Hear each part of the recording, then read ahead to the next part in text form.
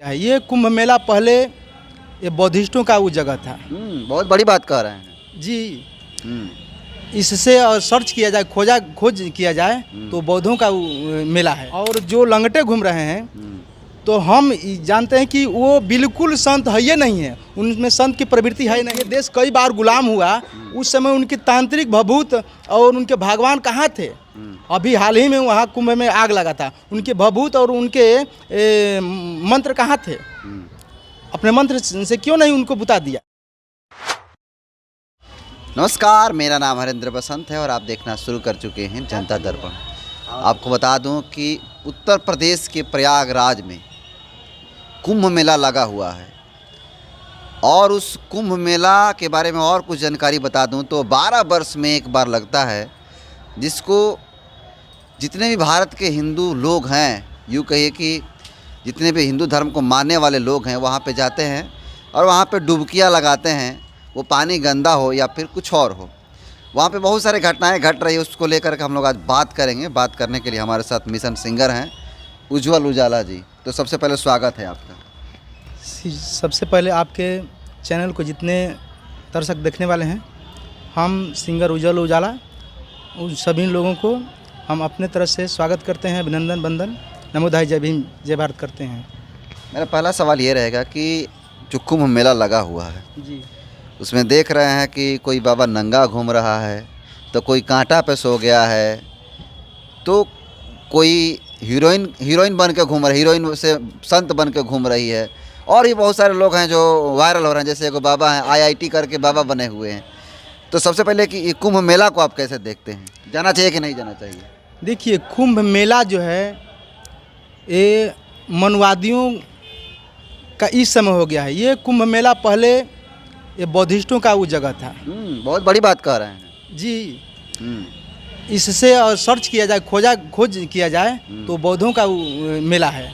लेकिन ये देश जो है मनु के चंगुल में चला गया है मनवादियों को, अब इसलिए वो कुंभ मेला लग रहा है, कुंभ के नाम से जाना जाता है। रही बात कुंभ में नहाने की और मेला में जितने लोग वायरल हो रहे हैं, कोई लंगटे होकर के हो रहा है, कोई कुछ भी करके हो रहा है, तो ये संविधान के ये विरुद्ध है। क्या बात कर रहे हैं?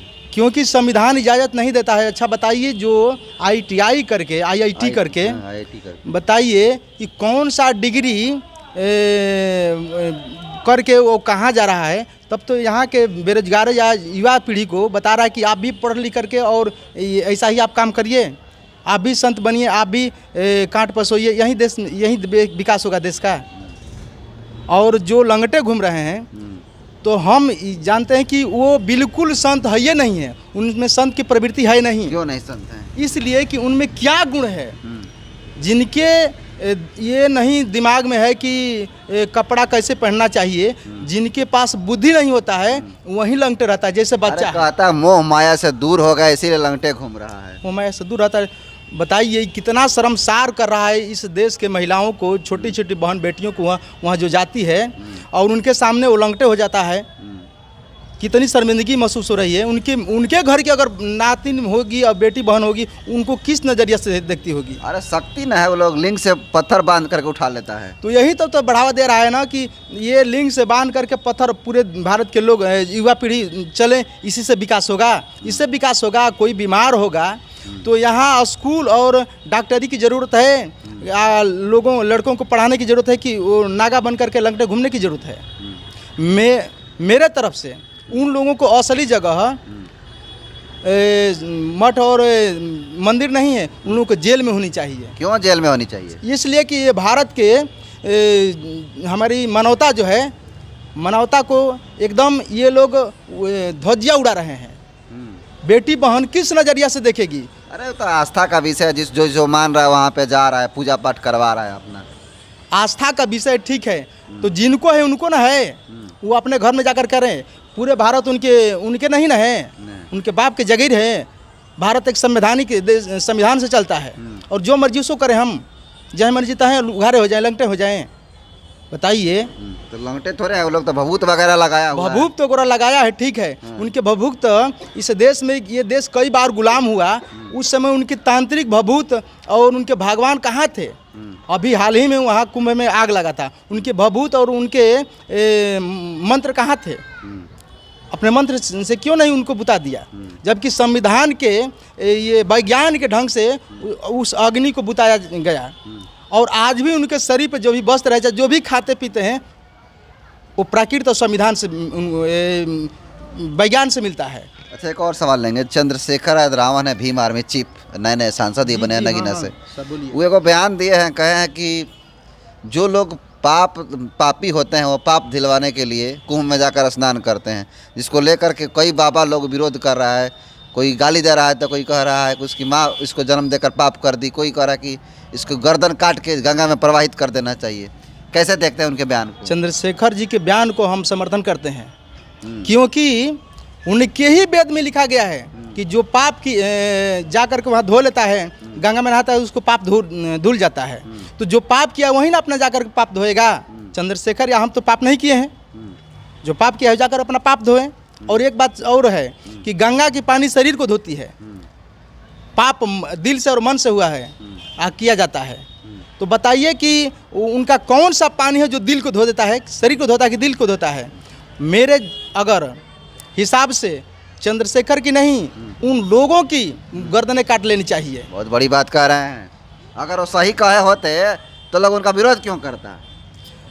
भगवान और देवता और उनके पाप पुण्य उनके हिसाब से उनके धर्म में है, और किसी धर्म में ऐसा नहीं सब कुछ है। गौतम बुद्ध या बाबा साहेब इसी देश में थे, लेकिन अगर वो विचार उनके धर्म और बढ़िया लगता होगा, वहाँ मान सम्मान हम लोग को मिलता, चाहे पूरे मानव समाज के, तो हम उस धर्म से छोड़ करके हमारे बाबा साहब क्यों बौद्ध धर्म अपनाए?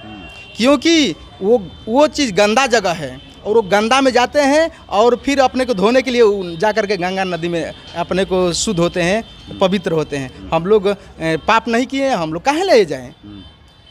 चंद्रशेखर रावण की बातों को हम लोग हम नहीं समर्थन करते हैं।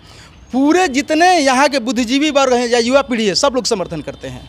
अच्छा, वहाँ पे परसों रोज जो है आग लगा हुआ था, और आग लगने के बाद जो है ये सवाल उठाया जा रहा है कि ये लोगों के पास शक्ति होता तो आग को क्यों नहीं बुझा देता?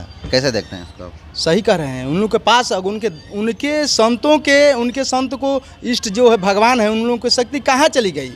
अभी हाल ही में पूरे देश को झकझोर दिया कोरोना।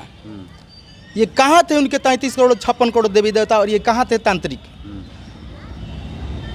तब जाकर के ये वैज्ञानिक के खोज से वैक्सीन बना, और तब जाकर के कोरोना को कब्जा में किया गया। ये कहाँ थे उनके तंत्र मंत्र और देवी देवता भगवान कहाँ थे? अगर इस चीज़ को वैसे चंद्रशेखर जैसे इस देश में नेता पैदा होंगे, तब इस देश को जाकर विकास होगा। नहीं तो उस संतों जैसे यहाँ के पैदा होंगे, संत नहीं बल्कि उनको संत की तो प्रवृत्ति है ही नहीं है। संत थे हमारे गौतम बुद्ध, संत थे रैदास जी, संत थे हमारे कांशीराम साहब, जो मानव समाज को एक सूत्र में पिरोने का काम किया। ये तो संत नहीं, ये तो लंट है। ये आपको क्या लग रहा है कि करोड़ों रुपया खर्च करके सरकार पागलपन कर रही है? मोदी को तो इनको तो उनके कुर्सी लायक है ये नहीं है मोदी, इनको दिमाग नहीं कि हम योगी जी करवा रहे हैं। योगी आदित्यनाथ उत्तर प्रदेश का सीएम, आदित्यनाथ योगी का मालिक तो मोदी हैं। वो चाहेंगे देश में क्या करना है आपको, उन वहाँ से गाइड करते हैं, तो करवा रहे हैं कि कर रहे हैं। तो क्या दिक्कत है? पागल है वो लोग, पागल हैं। यहाँ शिक्षा की जरूरत है, बढ़िया बढ़िया स्कूल की जरूरत है, कॉलेज की जरूरत है।